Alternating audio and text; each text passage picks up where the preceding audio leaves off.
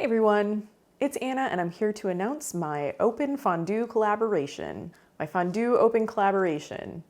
It's a collaboration that is open that centers around fondue.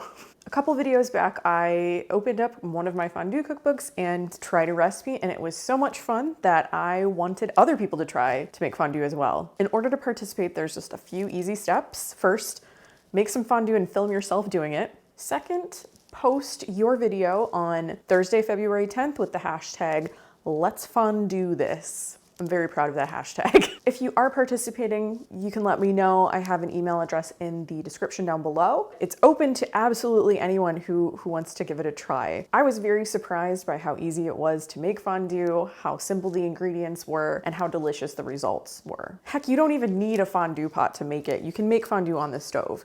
It's really fun to have a pot though, so if you do have a fun vintage looking pot, I would love to see it. Again, that hashtag is letsfonduethis. I can't wait to see your videos.